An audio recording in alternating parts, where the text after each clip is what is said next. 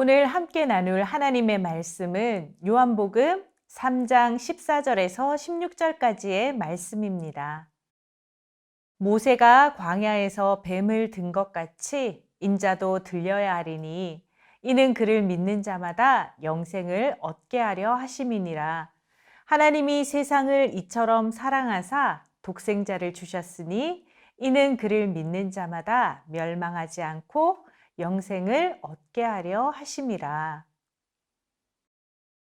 저희 지역에 어떤 권사님 한 분이 과외를 하시는데 고등학생들과 공부 이외에도 많은 대화를 나눈다고 하십니다. 가끔 교회에 대한 이야기도 하고 예수님에 대한 이야기, 천국에 대한 이야기도 강요가 아닌 토론처럼 질문을 던지고 대답도 하신다고 합니다. 얼마 전에 권사님에게 학생 한 명이 이렇게 말했다고 합니다. 선생님, 그렇게 열심히 믿었는데 나중에 죽어서 천국에 없으면 열심히 믿었던 것이 아무 소용없잖아요? 권사님이 그 학생에게 그럴 수도 있겠네, 이렇게 대답한 후에 곰곰이 생각해 보셨다고 합니다. 그 다음날 권사님이 그 학생에게 이렇게 대답해 주었습니다. 열심히 믿다가 죽어보니 천국에 없을 수도 있어. 그럼 천국이 없다고 생각하고 예수님을 안 믿다가 죽었는데 천국이 있으면 어떻게 할래? 어느 쪽이 더 나을지 한번 생각해 봐. 천국이 없을 수도 있지만 나는 천국이 있다고 믿고 지금 열심히 예수님을 믿을래. 여러분은 이 땅에서의 삶이 끝이라고 생각하세요? 아니면 영원한 천국이 있다고 믿으세요? 증명할 수 없기 때문에 천국에 대한 믿음을 강요할 수는 없습니다. 천국이 있다고 믿고 영원한 삶을 준비하는 사람과 천국이 없다고 아무런 준비 없는 사람 중에 어떤 사람이 더 지혜로운 사람인지는 생각해 보시기 바랍니다. 만약 천국이 있다면 우리는 천국을 어떻게 준비하며 살아가야 할까요? 여기 페이스북을 만든 마크 저크버그라는 사람을 아시죠? 이 사람이 2015년에 딸을 출산했습니다.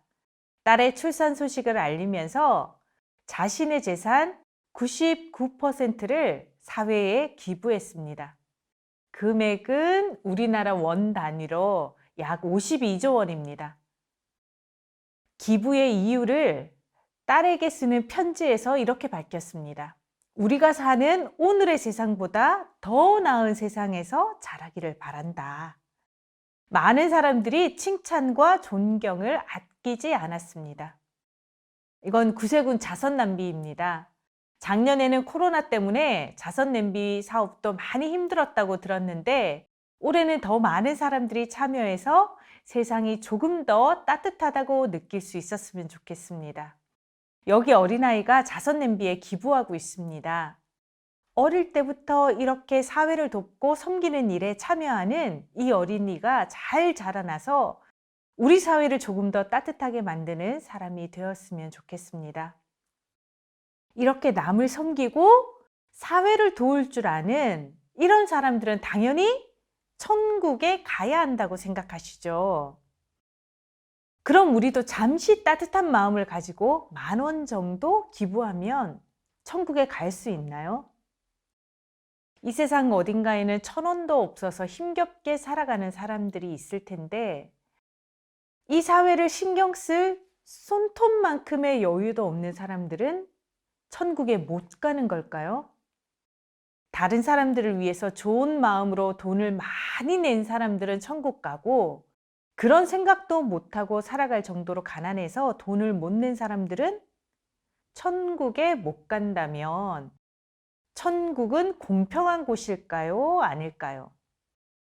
우리가 가지고 있는 기준이 누군가에게는 공평한 것처럼 보여도 경우의 수를 따지기 시작하면 결코 공평한 기준이 아닌 것입니다. 그럼 돈을 기준으로 삼으면 안 되겠죠? 이번에는 착한 일을 많이 한 사람은 천국에 가야 한다는 기준을 가지고 생각해 볼까요? 이 세상에 태어나서 착한 일을 한 가지 할 때마다 저축이 되는 통장이 있다고 생각해 봅시다. 착한 일 한 개부터 착한 일 100만 개까지 저축이 된 통장을 들고 인류 전체를 줄을 세워 봅시다. 천국에 갈 수 있는 기준을 착한 일 몇 번까지로 기준을 세울까요? 아주 기준을 낮추어서 착한 일 100번 정도부터는 천국에 가도 된다고 기준을 정해 봅시다. 그럼 99번 착한 일을 하고 한 번이 모자라서 천국에 못 가는 사람들은 너무 억울해지는 겁니다. 또 어린아이들도 너무 억울합니다. 나이가 많이 드신 분들은 상대적으로 착한 일을 할 수 있는 시간이 훨씬 많았잖아요. 그리고 경우의 수를 생각해 보면 착한 일은 101가지에서 천국에 갈 수 있는 기준이 되는데 나쁜 일은 100만 가지를 한 사람이 있습니다. 이 사람을 천국에 보내야 할까요, 말까요? 천국에 가야 하는 기준을 이 세상의 질서 안에서 찾아야 한다면 경우의 수가 너무 많아서 계산이 아주 복잡해집니다. 모든 사람에게 공평한 천국의 기준을 찾을 수 있을까요? 제 생각에는 이 세상 모든 사람이 용납할 만한 공평한 기준을 찾을 수가 없습니다. 대부분의 종교에서는 그나마 비교적 공평하다고 제시한 기준이 공덕을 쌓는 것, 열심히 절하는 것, 헌금을 많이 하는 것, 수행이나 고행을 하는 것, 이렇게 인간이 무엇인가를 열심히 해서 천국에 갈 기준을 충족하라고 합니다.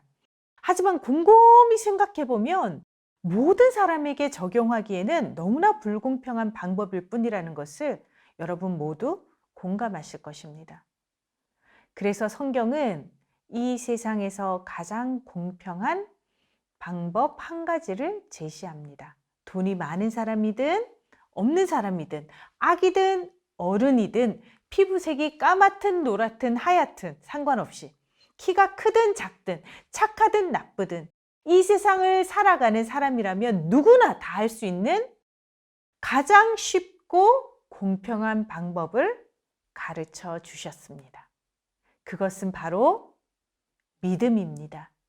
요한복음 3장 16절 말씀을 읽어보겠습니다. 하나님이 세상을 이처럼 사랑하사 독생자를 주셨으니 이는 그를 믿는 자마다 멸망하지 않고 영생을 얻게 하려 하심이라.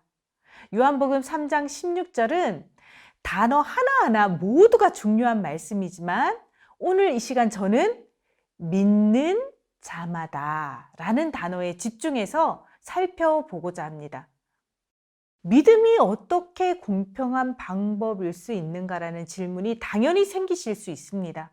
지금부터 제가 요한복음 3장 14절, 15절 말씀으로 믿음이 가장 공평한 방법이라는 것을 설명해 드리겠습니다. 14절, 15절입니다.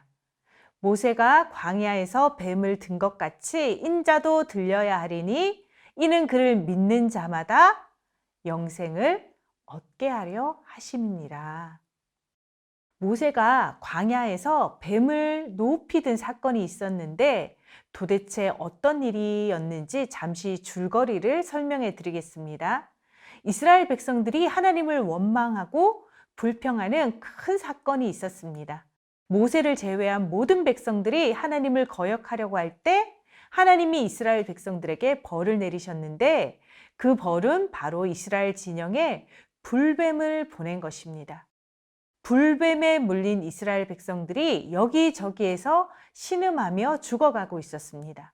의사도 고칠 수 없고 약도 없는 그야말로 불치의 병으로 죽어가고 있었습니다.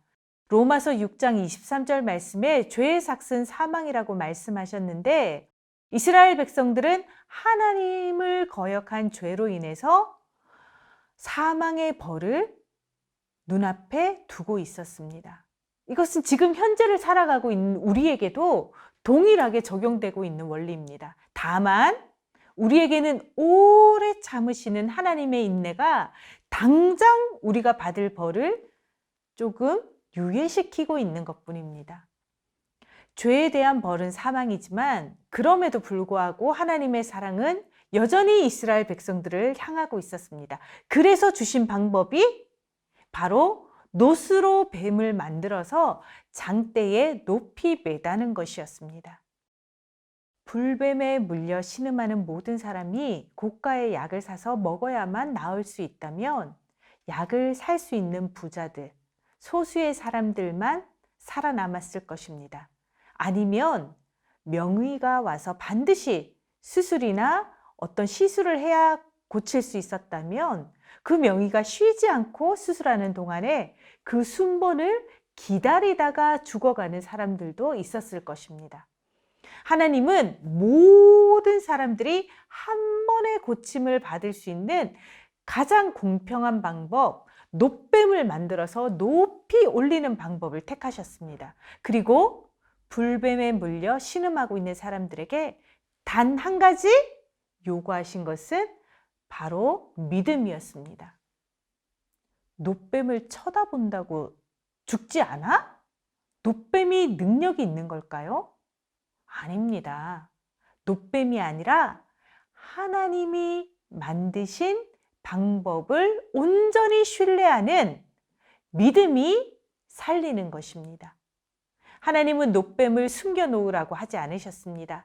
이스라엘 진영 어느 곳에 있든지 고개만 돌리면 볼 수 있도록 높은 장대에 매달라고 하셨습니다.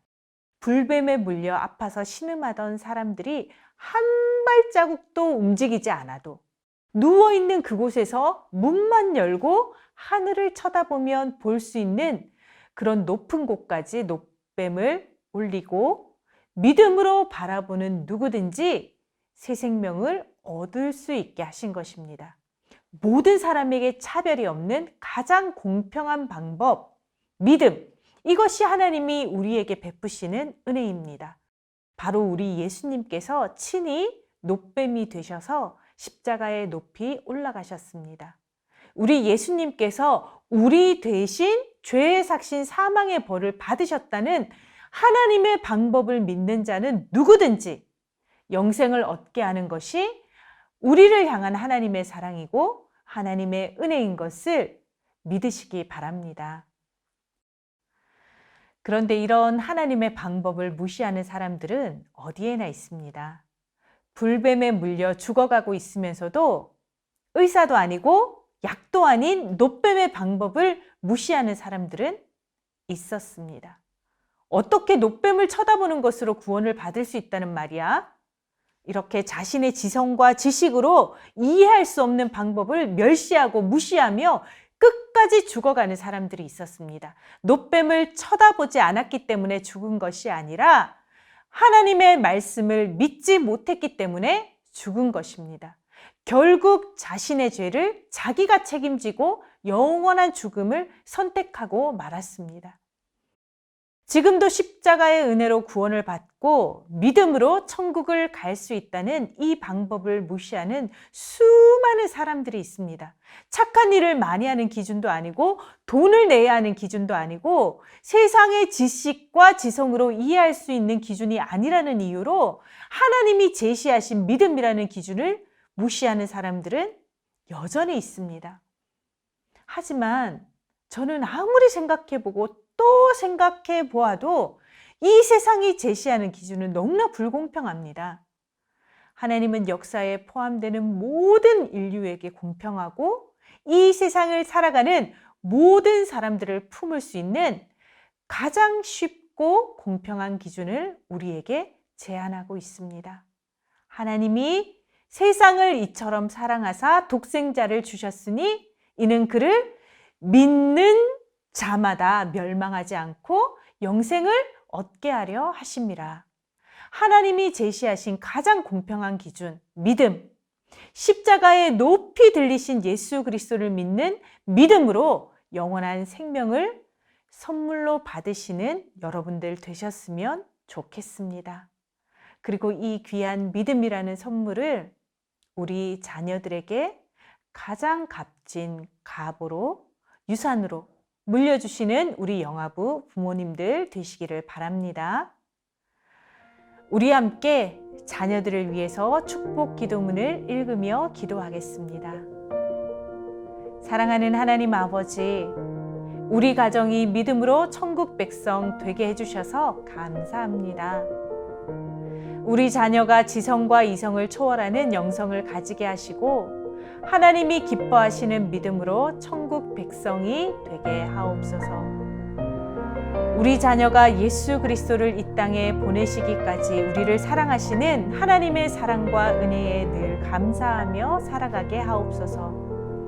우리 자녀가 예수 그리스도 안에 담긴 복음의 축복을 혼자만 간직하지 않고 세상 많은 사람들에게 전하고 나누며 살아가게 하옵소서. 예수 그리스도의 이름으로 기도합니다. 아멘.